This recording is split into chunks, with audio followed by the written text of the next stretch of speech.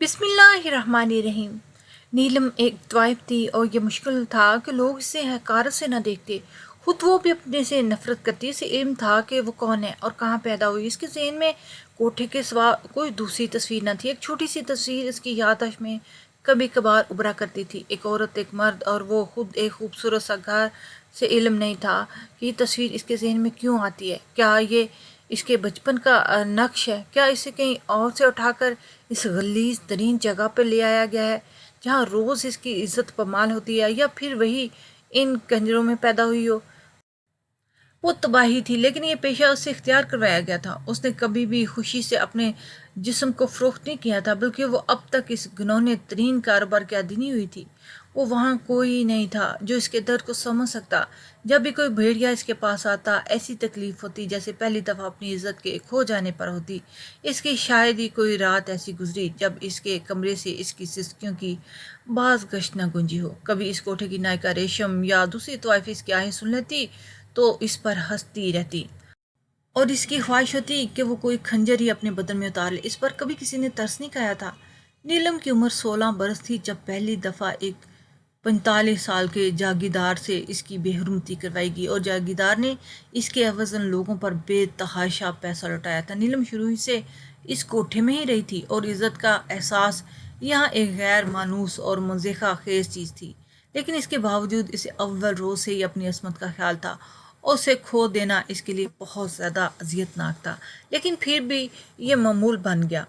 کوٹھوں کی لڑکیوں پر نظر رکھنے والی نائکہ بیگم، جو خود کو میڈم کہلواتی تھی، اور کوٹھا چلانے والا بارود خان بہت ظالم تھا۔ ریشم بارود خان کی نسبت کچھ نرم مزاج تھی اور لڑکیوں کا خیال بھی رکھا کرتی تھی، لیکن یہاں کوئی لڑکی کسی کو انکار کرتی تو بارود خان کی طرح جلاد بن جاتی۔ انکار کرنے والی لڑکی کو سزا دی جاتی۔ پہلے دن تو اس کا کھانا پینا بند کر دیا جاتا، اور اگر لڑکی انکار پہ قائم رہتی تو دوسرے دن اس پر جسمانی تشدد کی ابتدا ہو جاتی۔ بارود خان کے تعلقات با اثر لوگوں کے ساتھ وہ اپنا کوٹھا آزادی سے چلاتا تھا۔ لڑکیاں اگر وہاں سے فرار ہونے کی خواہش بھی ابھرتی تو وہ اسے کچل دینے پر مجبور تھی۔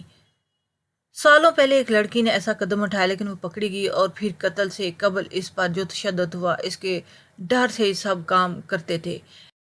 اس کے علاوہ کوئی صورت نہیں تھی کہ کوئی گاہک کسی لڑکی کو سستی رقم میں خرید لیتے، لیکن بارود خان جیسا انسان کسی بھی لڑکی کے نجات کی اتنی سستی رقم تو نہیں لے سکتا تھا۔ ایک دفعہ یہ ہوا کہ ایک لڑکی کو ایک آدمی ہمیشہ کے لیے اپنے ساتھ لے گیا۔ اس لڑکی کے بارود خان نے کروڑوں روپے لیے تھے۔ اس لڑکی کے ساتھ بعد میں کیا معاملہ رہا، وہ بیٹی کی یا اس کو آزاد کر دیا گیا، یا اس لڑکی کو اپنے گھر جا کر بسایا گیا، کسی کو معلوم نہیں تھا۔ لیکن جب وہ لڑکی کوٹھے سے جا رہی تھی تو ہر لڑکی نے اسے رشک اور پھیلے آنسوں سے دیکھا تھا، اور نیلم کے دل میں تو بار بار کسک اٹھ رہی تھی کہ کاش وہ اس کی جگہ ہوتی۔ نیلم روز روتی رہتی۔ اس علاقے سے کچھ ہی دور ایک مسجد تھی۔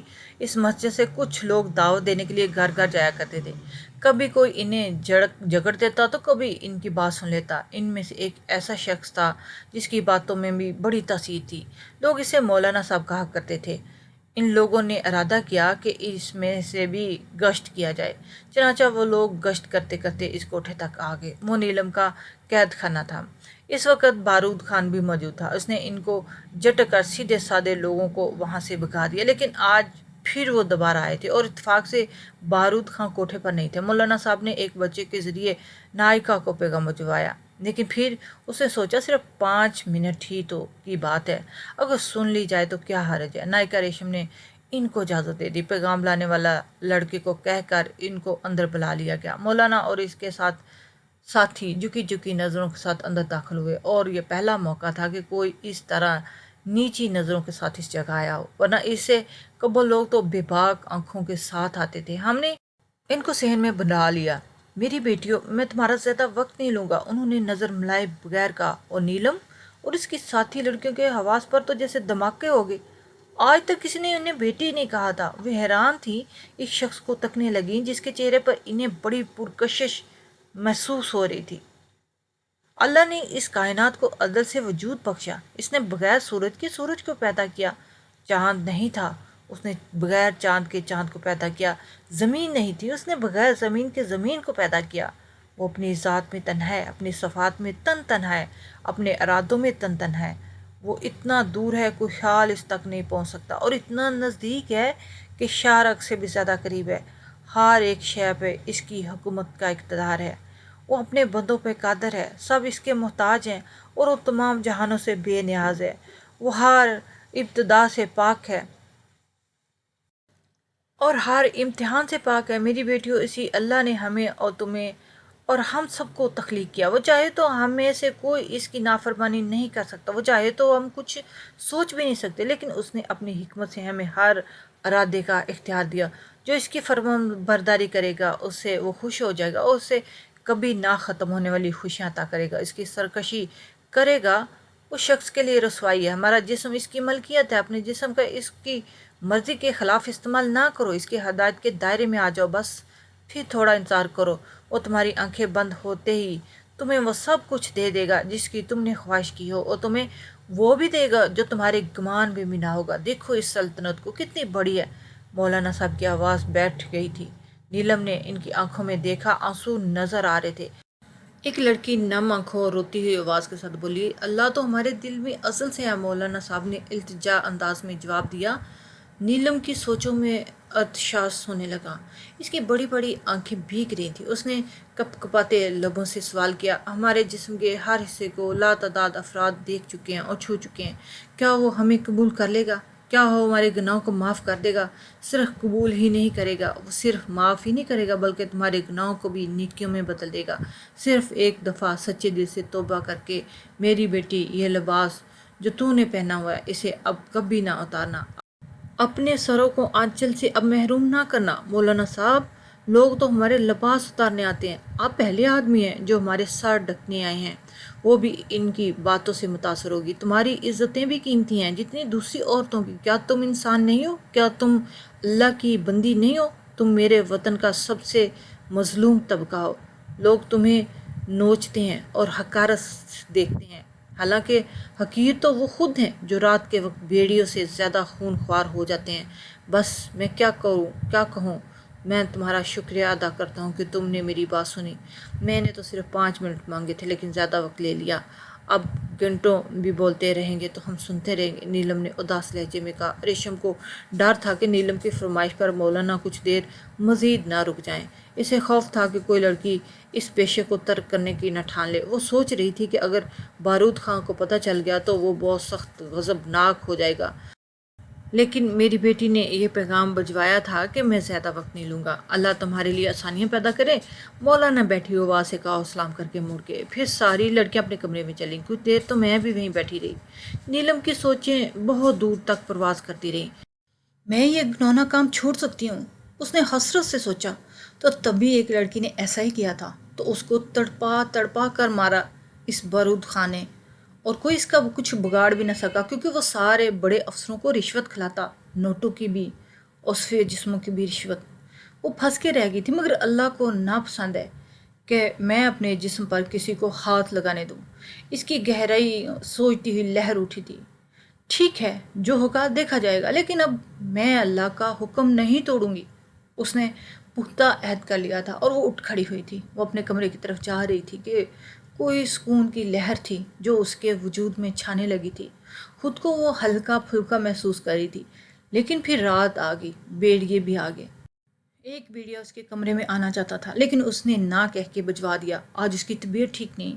یہ ایک بہانہ تھا جس کے سبب وہ تنہا اپنے کمرے میں سو سکتی تھی، ورنہ وہاں کوئی بہانہ قبول نہیں کیا جاتا تھا۔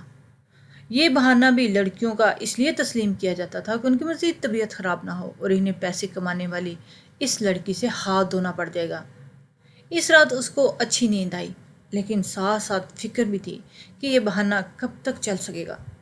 اگلے دن دوپہر وہ بیٹھی ہوئی تھی کہ اس کے کمرے میں ایک اور لڑکی آئی۔ وہ اس کو آ کر کہنے لگی، تمہاری طبیعت کیسی ہے؟ کیا ہو گیا ہے تمہیں کل؟ بس تھوڑا بخار ہے، لیکن ایک اور بات، ریشم کے تاثرات تمہارے متعلق اچھے نہیں ہیں۔ وہ کہہ رہی تھی کہ یہ نیلم ڈرامے کر رہی ہے، وہ اس مولوی کی باتوں میں آ گئی ہے۔ اگر اس نے یہ ناٹک بند نہ کیا تو میں اسے سیدھا کر دوں گی۔ ہاں، اگر ایسا ہی ہے تو اگر میں مولوی صاحب کی باتوں میں بھی آ گئی ہوں تو میں یہ دھندا نہیں کرنا چاہوں گی۔ وہ لڑکی اس کو ساکت ہو کر دیکھتی رہی، پھر سرد آہ بھر کر بولی، کاش مجھ میں بھی تم جیسا حوصلہ پیدا ہو جائے۔ پھر وہ یہ کہہ کر نیلم کے کمرے سے چلی گئی۔ मौलाना साहब की बात तो मेरे अंदर हलचल पैदा कर गई। इसका कोई नहीं होगा, नीलम ने खोए हुए लहजे में कहा। फिर अगले 2 दिन में तबीयत का बहाना किया, लेकिन ये बहाना मजीद ना चल सका। नायिका इसके कमरे में आई। नीलम ने भी बिला आखिर 2 टोक जवाब दे ही दिया और रेशम इस पे चढ़ गई, वहाँ से उसे जदोकोब करती हुई। लेकिन नीलम इनकार पर डट गई थी। थक हार कर रेशम ने बारूद खां को इत्तला दे दी। बारूद खान ने आते इसे पीटना शुरू कर दिया। वो नीलम को मारता रहा, इसको कमरे में बंद कर दिया और दरवाजे पे ताला डाल दिया। नीलम चीखती चिल्लाती रह गई। कई दिन तक वो इसी हालत में रही। कुछ भी खाने पीने को नहीं मिला और कुछ कहे बगैर चला जाता।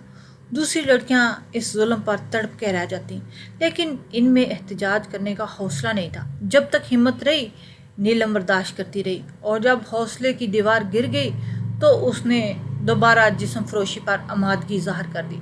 फिर एक रात उसके कमरे में एक आदमी भेजा। वो आईने के सामने खड़े होते बोली, कितना खूबसूरत चेहरा है और जिस्म है, लेकिन सिर्फ पामाल होने के लिए। काश मैं खूबसूरत ही ना होती तो शायद ये दरिंदे मुझे छोड़ देते। या अल्लाह, तू जानता है कि मैंने कोशिश तो की थी ना। उसकी आंखों से आंसू निकले और उसके रुखसार पर गिरते चले गए। फिर रात का अंधेरा आ गया। उसका गाहक कमरे में आ गया। नीलम बेड पर बैठी हुई थी। इस शख्स ने इसकी तरफ देखा, एक नज़र देखा। उसकी निगाहों में उदासी थी। वो इसके पास बैठा चल लम्हे उसे देखता रहा। फिर जब उसके करीब आया तो नीलम के मुंह से सिसकी निकल पड़ी। वो बुखला गया। नीलम ने अपना चेहरा उठाया तो उसकी आंखें अश्कबार हो रही थी। तुम क्यों रो रही हो? उसने हैरान होकर सवाल किया। मैं जिस्म फरोशी नहीं करना चाहती, लेकिन इन लोगों ने ज़बरदस्ती मुझे ऐसा करने पे मजबूर किया है। गाहक हैरान रह गया। वो कुछ लम्हे तक कुछ ना बोल सका। अगर तुम ये काम करना नहीं चाहती तो ये जगह छोड़ क्यों नहीं देती? अगर मेरे बस में होता ना तो मैं यहाँ बैठकर आंसू ना बहाती। इस कोठे को चलाने वाला बारूद खां बहुत जालिम है। बड़े लोगों से तल्लुकात हैं इसके। बारूद खां किसी को कत्ल भी कर दे तो पुलिस उसको गिरफ्तार नहीं करेगी। गाहक भी सोच में पड़ गया। नीलम बेयकीनी की कैफियत में थी। वो इसे मना नहीं कर सकती थी कि वो इसे हाथ ना लगाए, क्योंकि जिसने बारूद खां को रकम अदा की थी वो शख्स भी अजीब सी कैफियत में था। उसे नीलम पर दस्तरस हासिल थी। उसके जिस्म को जैसे चाहे इस्तेमाल कर सकता था। लेकिन इस लड़की ने आंसू जो तवाइफ थी, लेकिन तवाइफ बन कर रहना और तवाइफ बन कर मरना नहीं चाहती थी, रुकावट बन रहे थे।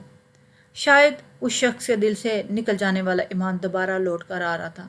उसके समझ में आ रहा था कि वो क्या करे। उसने कई बार नीलम के चेहरे की तरफ देखा और उसकी आंखों में उतरने वाले आंसू से उसने नज़रें चुरा कर कोशिश की थी। आखिरकार उसने भराई हुई आवाज़ में कहा, मैं बहुत गुनाहगार हूँ।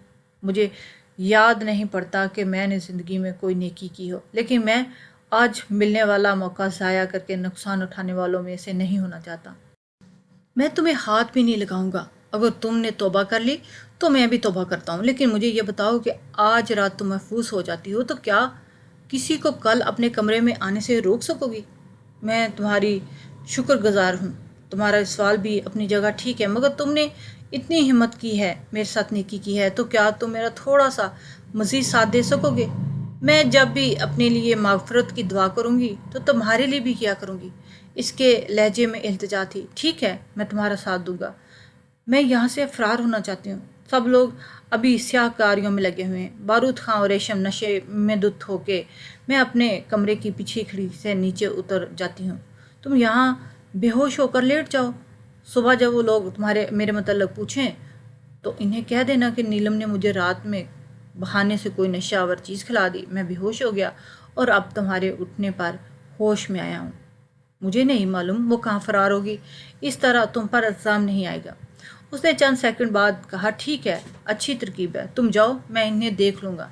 लेकिन तुम इतनी ऊंचाई से कैसे उतरोगी? ज़्यादा ऊंचाई नहीं है, तुम फिक्र नहीं करो, मैं उतर जाऊँगी। वो खिड़की की तरफ बढ़ने लगी, लेकिन फिर वो मुड़ी और अलमारी की तरफ आई और अलमारी से जल्दी जल्दी कपड़े निकालने लगी। उसने ढेर सारे कपड़े निकाल लिए और अपने कपड़े निकाल कर इनकी एक रस्सी बनाने लगी। तो तुम इस रस्सी को पकड़ो, मैं नीचे उतर जाऊंगी। और हाँ, याद रखना, ये कपड़े इसी तरह तय करके लगा के अलमारी में रख दें ताकि ये लोग तुम पर शक ना करें। फिर एक लम्हे बाद वो खिड़की से नीचे उतरी। मैं तुम्हें हमेशा याद रखूंगी, मैं दुआ किया करूंगी। एक लम्हे के लिए इस शख्स की भी आंखें भीग गई थी। नीलम खिड़की अबूर कर चुकी थी। وہ بس اسے نیچے اتارتا دیکھ رہا تھا۔ نیلم نیچے اتر کر تیزی سے پچھلی گلی میں دبے پاؤں چلی گئی۔ پار بھی نہ کر پائی تھی کہ بارود کی آواز میرے کانوں میں ڈل گئی۔ وہ گھبرا گئی لیکن اس کے قدم نہیں رکے تھے۔ مجھے نہیں رکنا، قدموں کو تیز کرتے ہوئے اس نے کہا۔ میں اس غلیظ جگہ پر دوبارہ نہیں جاؤں گی، پھر وہی ذلت نہیں۔ قدموں سے زیادہ اس کی سوچیں تیز گردش کر رہی تھیں۔ میرا جسم میری مرضی نہیں، اللہ نے مجھے بنایا ہے تو یہ اس کا حق ہے کہ اس کے حکم کے مطابق اس کو استعمال کیا جائے۔ اب میں نے اللہ کا حکم نہیں توڑنا۔ وہ نہیں ڈری اور دوڑتی رہی۔ بارود خان نے اب اسے وارننگ نہیں دی۔ اس کے ہاتھ میں سائلنسر ریوالور تھا۔ ریوالور پر سائلنسر نہیں لگا ہوا تھا تو بھی اسے فکر نہیں تھی۔ اسے اندازہ تھا وہ پیسے دے کے چھوٹ جائے گا۔ اس نے فائرنگ کر دی، آواز پیدا کیے بغیر گولی نکلی اور اس کی پشت میں گھستی چلی گئی۔ اسے جھٹکا لگا، درد کی تیز لہر اس کے وجود میں سرایت کر گئی۔ اس نے پھر بھی دوڑنے کی کوشش کی لیکن دوسرے فائر میں بہت زیادہ وقفہ نہ تھا۔ یہ گولی اس کے کندھے پر لگی اور وہ اپنے آپ کو سنبھال نہیں سکی، نیچے گر پڑی تھی۔ وہ صرف نیک کاروں کا ہی نہیں بلکہ وہ گناہ گاروں کا بھی رب ہے۔ وہ خوش ہوتا ہے جب کوئی اس کے طرف پلٹتا ہے۔ گہرائیوں سے سوچ پڑی، اس کا سر زمین سے بہت زور سے ٹکرایا۔ اس کو سب کچھ گمتا ہوا محسوس ہونے لگا۔ اس کی پشت اور کندھوں کے ساتھ اس کا سر بھی خون آلودہ ہو رہا تھا۔ بارود خان اس کے پاس آ کر کھڑا ہو گیا تھا۔ نہ جانے ریشم کو کیسے خبر ہوگی، وہ کہیں سے نکل آئی اور یہ منظر دیکھ کر ان کی طرف دوڑ پڑی۔ یہ تو نے کیا کیا؟ خان نے پھٹی پھٹی آنکھوں سے نیلم کو دیکھتے ہوئے کہا۔ جو بھی بغاوت کرے گا اس کا یہی انجام ہوگا۔ میں دندہ اس لیے نہیں چلا رہا کہ ایک کے بعد ایک لڑکیاں یہاں سے فرار ہوتی رہیں۔ پھر اس نے ایک اور گولی چلائی۔ ریشم نے اس کا ہاتھ روکنے کے لیے تیزی سے آگے بڑھی لیکن گولی ریوالور کا بدن چھو کر جا چکی تھی۔ یہ گولی نیلم کے دل میں پوست ہوگی۔ اسے جھٹکا لگا۔ کیا وہ ہمیں قبول کر لے گا؟ کیا وہ ہمارے گناہوں کو معاف کر دے گا؟ جس نے اپنی گرتی ہوئی سانسوں کے ساتھ سوچا۔ اس کی آنکھیں بند ہوتی جا رہی تھیں، اس کی سانس رک رہی تھی، بلکہ تمام گناہوں کو نیکیوں میں بدل دیا گیا۔ مولانا کا جملہ اس کے کانوں میں گونج رہا تھا۔ نیلم کے ہونٹوں پر ہلکی سی مسکراہٹ ابھری۔ وہ بہت تکلیف میں تھی کہ جسم میں 3 گولیاں اتر چکی تھیں اور اس کے بچ جانے کے امکانات مٹتے جا رہے تھے۔ اس کی محبت تو ہمارے دل میں ازل سے ہے، تو پھر اس کی فرمانبرداری کے حق میں بھی آ جاؤ۔ میرے آقا، میں تیری فرمانبرداری کے حلقے میں آ گئی ہوں، تو مجھے قبول کر لے۔ اس نے سانس کے درمیان میں سوچا اور تیزی سے بڑھنے لگی۔ تمہیں وہ سب ملے گا جو تم چاہتی ہو۔ مولانا کے جملے اس کے کانوں میں گونجے۔ یا رب، مجھے تیری رضا چاہیے۔ کیا تو اس دامن تار تار بندی سے راضی ہو جائے گا؟ اس کی ایک سانس سے دوسری سانس کے درمیان میں وقفہ بڑھ گیا، پھر اندھیرے اس کے وجود میں پھیلنے لگے۔ اس کی آنکھیں بند ہوتی جا رہی تھیں، اس کے جسم سے خون نکل رہا تھا۔ یہ اس لڑکی کا لہو تھا جس نے سچی توبہ کی تھی۔ ریشم دکھ سے اسے دیکھ رہی تھی۔ بارود خان کے چہرے پر اب تک درندگی اور بے حسی پھیلی ہوئی تھی۔ وہ نیلم کو اس طرح دیکھ رہا تھا جیسے اس نے ایسا کارنامہ سر انجام دیا جو آج تک نہ دے سکا۔ نیلم ہچکیاں لے رہی تھی۔ موت کا گرگرا بولنے لگا، لیکن وہ اس گرگرے سے قبل ہی توبہ کر چکی تھی۔ پھر اس نے کلمہ پڑھا اور آہستہ آہستہ ساکت ہوتی گئی۔ اس کے چہرے پہ سکون پھیلتا گیا۔ اس پہ رشک آ رہا تھا جو نیلم کے چہرے پر چھایا ہوا تھا۔ یہ اس لڑکی کا خون ہے جس نے سچی توبہ کی۔ ریشم نے ساکت نگاہوں کے ساتھ کہا، تو نے اچھا نہیں کیا خان، دیکھ اس کے چہرے پہ کتنا سکون ہے، اور تو اب ساری زندگی بے سکون رہے گا۔ ریشم دونوں ہاتھوں سے پکڑے زمین پر بیٹھتی چلی گئی۔